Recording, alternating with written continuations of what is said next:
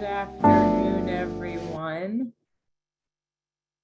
Thank you. Yes, and thank you for that smooth jazz. How nice for this afternoon to start off on that smooth note. So good afternoon, everyone. My name is Katie Russo, the Program Specialist for Workforce Education at Cascadia. Some of you will have the opportunity to speak with me further about Cascadia specific questions and all that kind of good stuff, but I am just here to welcome you to today's virtual worker retraining event. We have been doing these for over a year now, so thank you for joining us, continuing to join us to get some great information. I'm going to repeat some information that I already did a little bit, but you can either use the chat or the Q&A function. Unfortunately, because of the setup of the Zoom, you cannot unmute yourself. So Q&A function, chat function, please use, and all your questions will be answered probably via the chat or the Q&A or out loud, depending on how much time we have.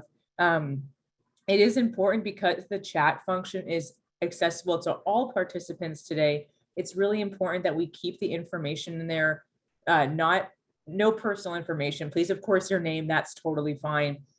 Social security numbers, addresses, phone numbers. I just want to ensure that everyone stays safe today. So let's just make sure that we keep that out of the chat. If you do want to communicate with a college, they'll definitely talk to you about how to reach out to them or vice versa. So again, keeping all personal information out of the chat would be perfect. And then if we want to go to the next slide, I can go over the agenda. Perfect, thank you. So here we are, welcome. Yay, we're right on track, everyone, so good job. And then right after I'm done giving a welcome, we'll have a general presentation about the worker retraining program from the wonderful Ann Hayes, who represents pretty much all the colleges in King County, so very knowledgeable of just worker retraining as a whole.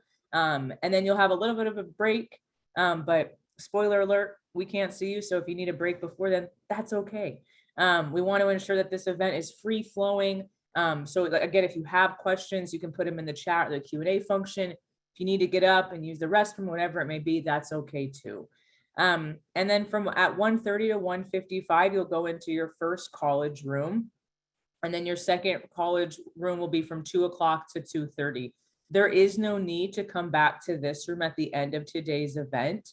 And it's important to remember that it's a free flowing event, but if you happen to come into a college room, maybe mid presentation, just be warned that that might happen. So try maybe not to ask to be removed back or anything like that. The college representatives will be sure to give you the information that you need so that you can be as successful as you need, okay? So that's the schedule. I don't think I'm missing anything. Add in if I am, panelist, I apologize. And with that, I'm going to go ahead and hand it over to Ann, who's going to give the worker retraining presentation. So again, thank you for joining us, and hope to have the opportunity to speak with some of you further this afternoon. Hello, thank you, Katie, for that introduction. Hello, my name is Ann Hayes. I'm here today to just represent all of the colleges equally in King County and the Shoreline Community College as well.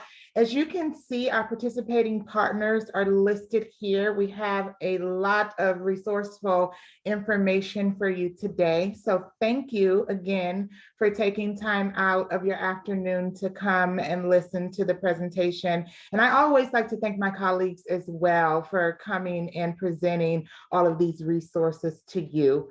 So I am the King County Workforce Education Outreach Coordinator. That is really my role. So while I'll have information about most of the colleges and programs that was listed on that previous slide, I am also a great resource for anything that you would want to know about the colleges in Washington State.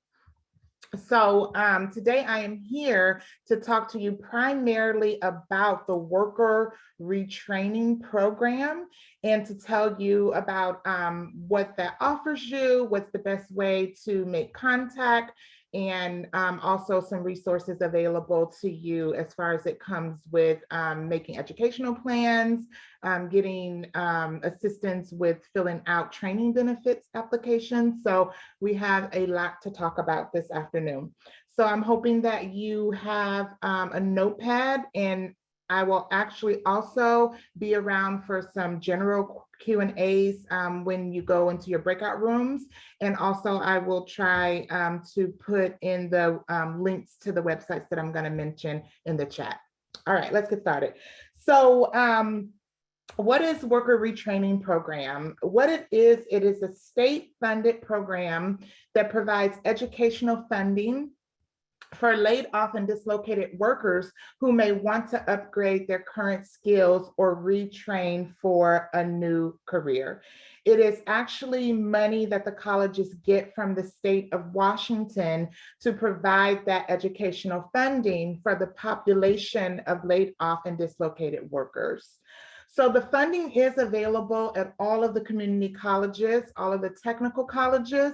However, the way that those the funding is distributed is different at each college. So generally speaking, it may include tuition, books, and fees. So it's really important that once you determine which school that you want to go to and or what program that you want to study, that you reach out to either myself, or when you go into the breakout rooms, that you ask specific questions about how the worker retraining funding is distributed for that particular community or technical college. Okay, so the training and the training options would be for certificates, 2-year associates of applied science. So that applied associates generally takes about 2 years to complete.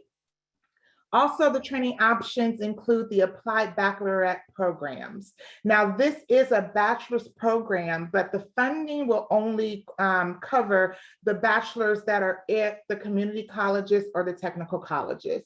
So that means that if you wanted to go to a university, University of Washington, City U, or something like that, generally the worker retraining dollars will not pay for that, because the applied baccalaureate programs are set up so that once you're done with either your practicum or externship, that is really like a on-the-job training while you're still a student. Generally, when you're done with that piece of the program, you can transition very quickly into a career. Versus if you were to do a bachelor's program like at a university, it's not really set up for you to really just transition back into the workforce. So that is the reason why the funding will only cover the applied baccalaureate programs. The training options also include if you need a GED, high school completion programs, and or ESL, ELI courses as well. So all the job and training certificates they vary in length. You can go after a program or certificate that is like 1 quarter all the way up to 2 years. A lot of questions that I get about the training options are, what if I already have a degree? What if I already have some college courses? Am I still eligible for this? Generally speaking, it will be yes, you are eligible. And sometimes if your previous college courses transfer in to the schools or the programs that you want to take, what happens is that, let's say you were studying medical assisting, which is really just a certificate program and you can be done in less than a year. Some of your previous courses can actually make you eligible to get the associate's degree. And that's also true for if you were studying maybe the applied science degree or one of the certificates and you have some credits that you transfer in, it may make you eligible to start in that applied baccalaureate program. So that's going to be a determination of once you get into your educational training, and if you have any college courses and or degrees that you want to get evaluated, you would need to do that through the college's registration department. All right, next slide, please. Okay, so who is eligible for worker retraining?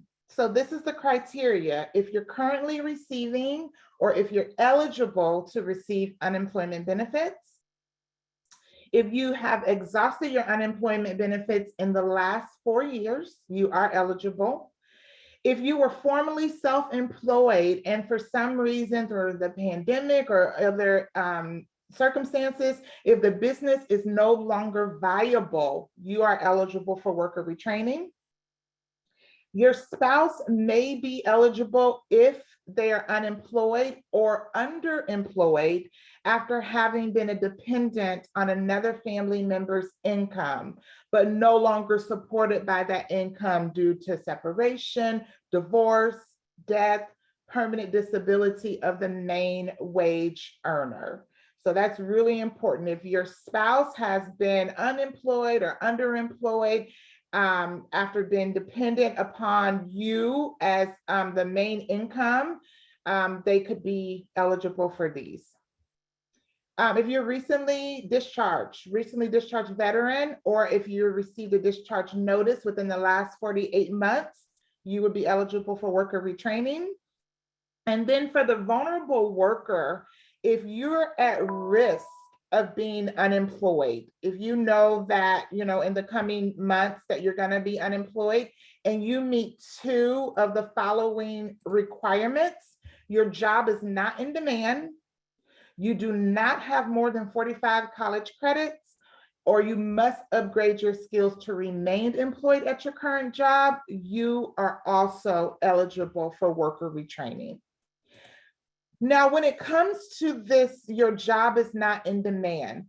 That's really, really important also to consider when you are considering a training program, because it will only be approved for worker retraining if it's a career that is in demand, that is currently in demand. So the work source offices will be able to help you out with that. Myself, I'm able to help you get to that in-demand occupation list. And maybe some of the, when you go into the breakout rooms, maybe some of the colleges will also have access to that. And we can definitely drop the link in the chat so you are doing your research accurately, because that's going to be really important for you to get approved for these monies, for this funding. Okay, next slide. Okay, what kind of assistance does worker retraining provide? Again, immediate and ongoing financial assistance towards the educational program. Educational advising and planning, that's really, really important. Educational advising would be able to tell you, I can do that as well. So looking at what interests you, what skill set do you want to have? How can you transition some of your existing skill sets to a new career? And then the educational planning would be educational plan, like it maps out how many quarters it would take you to complete the certificate and it will, or degree. And it will also map out the particular classes that you would take.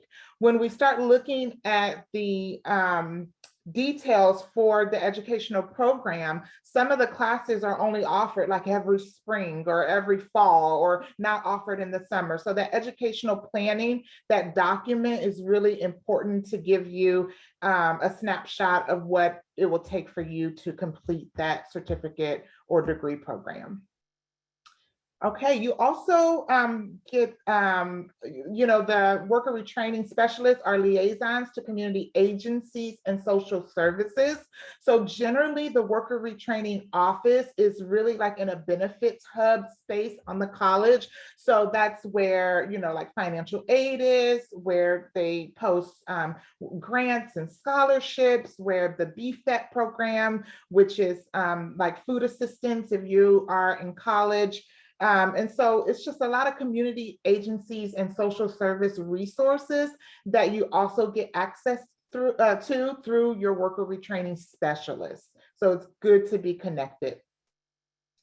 As I mentioned before, one of the other benefits that is really, really helpful is assistance with the forms for the commissioner approved training and the training benefits application. That is really important because those forms should not be filled out without assistance, because we want to ensure that those forms get approved the first time that they go to the Employment Security Department. So a worker retraining specialist can assist you with that, as well as myself. And the other assistance that worker retraining provide is assistance in locating additional funding for college. That's really important because, as I said, the colleges distribute their funding in different ways. So there may be a need for you to make up the gap, per se, with different funding methods. And so you would get assistance in locating all of those funding opportunities as well. Next slide. Okay, so what kind of funding is available? We have the workforce education funding that offers a variety of programs that can assist with funding if you qualify. And these, I'm just going to go over these generally. This would be something that once you selected which worker retraining specialist at the school of your choice, they would be able to give you more details about it. Or again, if you work with me one-to-one, I would be able to give you more details about that as well. The WIOA, that's the Workforce Innovation and Opportunity Act. That is a federally funded program that can also help with tuition assistance. So that's something you would also be eligible for. And then the FAFSA, the financial aid is really open to anyone who goes to college. That's the federal funding. With the financial aid, what I always say in my presentations is that it's really good to fill out this information to see if you qualify for any of the grants. However, financial aid will also open the door for you to be able to apply for loans, educational loans.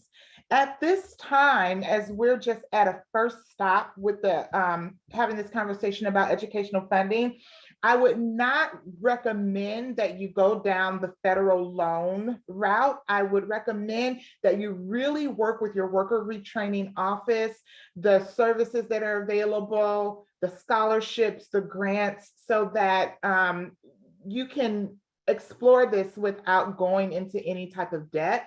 That would be my recommendation. But I want to give you the resource of the FAFSA, because once you fill that out, that really does allow the colleges to really walk you through whether there are any grants on campus and or scholarships and things like that that you can apply for. Okay. Next slide, please. So more about the commissioner approved training and the training benefits. These programs are the way that you would see if you were eligible for them is to fill out an application. Now, although these are two training benefit programs, there's one application for you to fill out. And this was the application that I was stating previously, to please work with a worker retraining, a work source person, myself, to get this filled out so that it will not get kicked back from employment security. So CAT, which is the commissioner approved training, this is going to allow you to have permission from employment security to attend school in lieu of the job search requirement. So if you are attending school, you won't have to put in that job search requirement that everyone else who is on unemployment has to do. Again, you must choose a program of study for an occupation that is in demand, and we'll make sure to get this link to you on how you can access that in demand, the occupation, it's the OID list, the occupation in demand list. The training benefits, which we abbreviate TB, it may provide additional 26 weeks of unemployment insurance while you're in school. Now, both of these benefits don't give you money in your pocket per se, but it allows you to go to school, not have the job search requirement, and also the 26 weeks of unemployment insurance while in school. Again, a worker retraining specialist is needing to assist you with this application. So please, again, do not do this on your own. If you feel like you want to get started on it, that's fine. But before it is submitted, you need to have someone review this, make sure that all the boxes are checked, all the information is where it belongs, because this will cause a delay if you submit it and it gets kicked back, and then you have to appeal it and do it over. And so we really want to be able for you to take advantage of the training benefits for your educational funding as soon as possible. This brings me to the next slide. And before we move on, we do have a question in the chat. So it says, what is unemployment insurance? It is unclear if it's additional 26 weeks of paid unemployment or what? Yes, of the unemployment. Yeah, it's an additional, it may provide. Now, again, these have to be approved. These have to be approved. So it's not like, you just submit it. It's a case-by-case basis, but it can get you an additional 26 weeks of unemployment. Yes. All right, thank you, Ann. Thank you. Next slide, here you go. Okay, so this brings me to the next slide here, this startnextquarter.org. So this is a very great resource, because as you're going to be needing to do research. Right now, I'm giving you the general ways that you can fund your education to re-career. However, you are the one that's going to have to do the research and see what really piques your interest. What would you really like to do in a new career? And to do that, you would go to this website, Start Next Quarter, and you're going to take a survey. It's really going to ask you 3 questions. It's going to ask you, where do you want to study?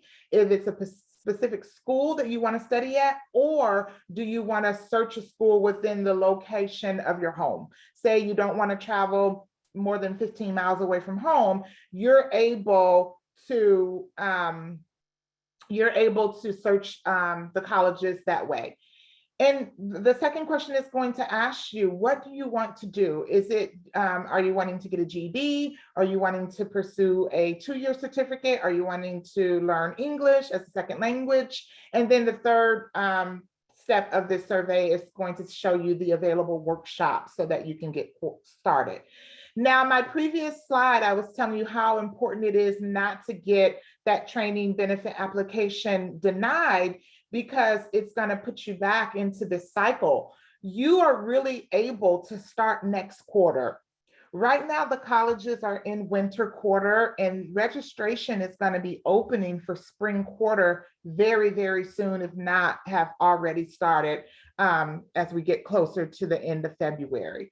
So if you don't delay in your research and working with a worker retraining specialist, and you get all of your ducks in a row, it is very realistic that you could be a student by next quarter exploring a program that is going to help you re-career. So please, we'll put this in the chat, startnextquarter.org. And this is a really helpful tool for you to be able to utilize for your research. Another helpful tool that I don't think I listed here is also the State Board of Community and Technical Colleges. It allows you to research each college in Washington State and allow you to research the programs that they have. Thank you, Russ, for putting that in the chat. It allows you to research the programs that they have. It allows you to research if you just want to know, let's say, for instance, like truck driving is really popular when someone wants to go re-career like CDL. It allows you to search it either by program or search it by school, and it will give you all the information that you need for Washington State. There also, if there's a career that you know that you want to enter into and you don't see it offered in any of the Washington State colleges, please reach out to me, because there are some private schools that I have access to, and I have a list of private schools that worker retraining funds may assist with. So if you can't find what you're looking for in any of the resources that I gave you, after talking with the individual colleges, please reach out to me. I will drop my email address in the chat. And again, I will be hanging around just to answer any questions as we move toward the breakout rooms as well. Next slide. Okay, with that being said, I'd like to thank you once again for your time. If there are any questions that I can answer now, that would be great. Otherwise, I'm gonna hand it back over maybe to Katie or Russ. I'm not sure who, but I do see a few other questions coming in. Let's see here. Okay, is it possible? Okay, PowerPoint, all righty. There's the in-demand occupation list in the chat as well. What if you're already enrolled in a community college but haven't went yet? Does that make the process easier? If you're already enrolled in a community college, the process is a little bit easier for you because you don't have to apply for the college. You already have a student identification number. However, you still need to go through the process of working with the worker retraining specialist and also doing your research to make sure that the program that you want to study is offered at the community college that you are currently attending. I hope I answered your question, Melina.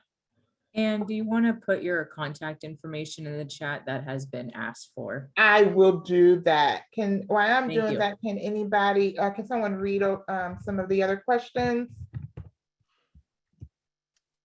I tell you what, how about we hold off reading off some of the questions, and let's invite folks to join their college room. So all the staff that are staffing some of the college rooms, can you go and open up your rooms now, and then we can let the attendees go and visit there? Perfect.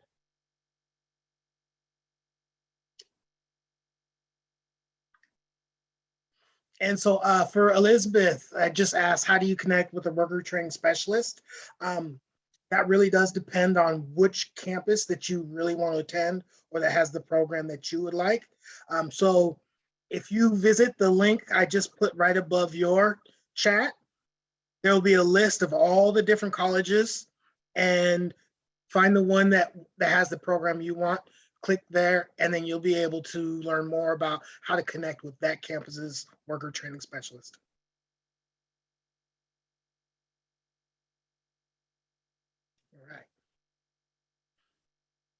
All right, so yes, please join whichever room you would like.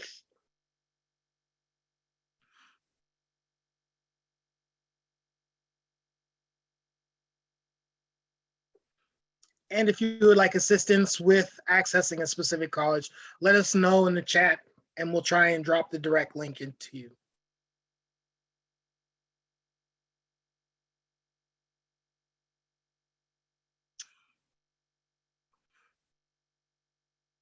I missed the beginning. Where can I find info I missed?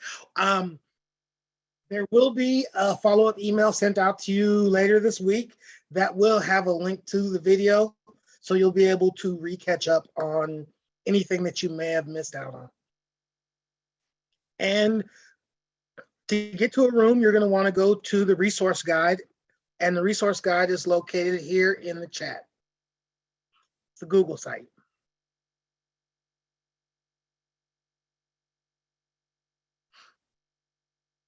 All right. Let me stop sharing my screen so I have a little more real estate. So Cynthia, you wanted a link to Everett.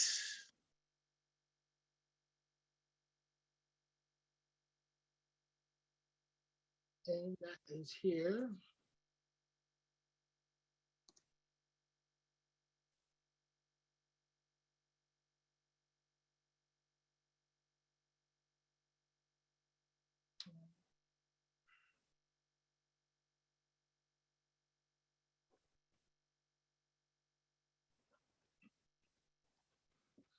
Let's see. What other questions do we have? The link to Lake Washington.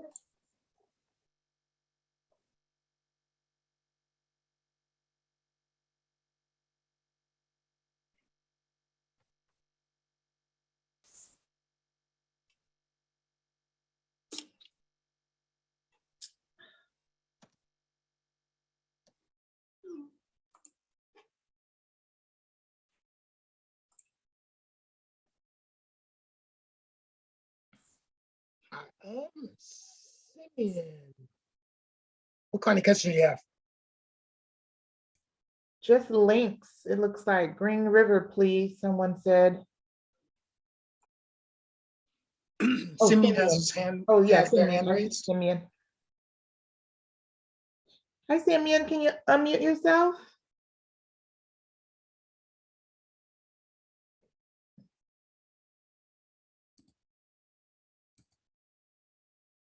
Did you have a question? I see you put your hand down.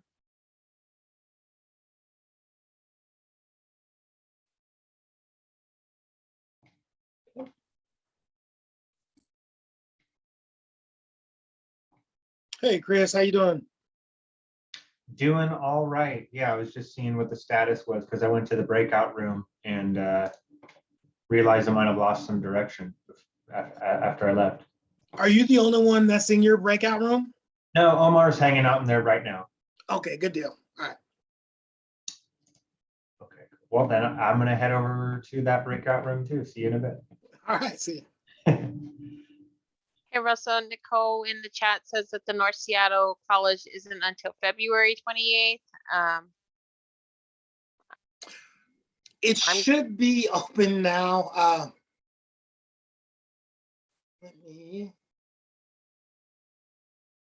I will run over and check. I'm just gonna run over to North Seattle. Let me click the button. I'll be right back.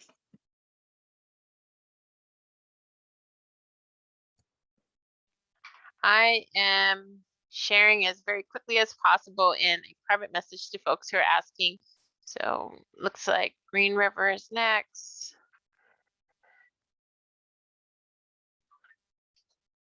Every time you click on Seattle Central, it says that there's another meeting in progress and I get kicked out. Yes, that is correct. So Jennifer, when you click on the link, you cannot be in two Zooms at the same time. So it will kick you out of this Zoom. I guess that's something we should share. As you're clicking on the links that are in the chat, as I'm responding to them, it will tell you that you need to leave this one, but it doesn't put you in Seattle Central's meeting. Do you want to copy down the URL to the main site? I'm going to send you something directly, Jennifer, and that's going to take you to a resource guide. Leave this meeting. So you're going to hit N and you're going to copy the link or the meeting ID information from the resource guide and then go into Zoom again. Maybe that might be it. And Monica, you said that, I will tell you that sometimes Zooms requires you to log into an account and that's could be the issue. Have you tried punching in the numbers? Need a participant ID. So Monica, participant ID for, can you remind me which college that's for? If it's for Bellevue, they do have a meeting ID number listed. So they have a meeting ID, so you can try entering that in. Looks like Bellevue is having, a lot of folks are having issues with Bellevue, Russell. I don't know if you can message our contact for Bellevue and let them know that either folks are not being able, because it's requiring a participant, or there's requiring folks to have to log into Zoom to access it. And someone said it said internal only for Bellevue. So I don't know if you can message our contact. We're gonna work on it, Monica. If you have any general questions, Anne's here that she can be able to help answer general questions. Some Bellevue program related questions we probably could ask. And that way you can still get the information you need while Russell figures out what's going on with Bellevue's room.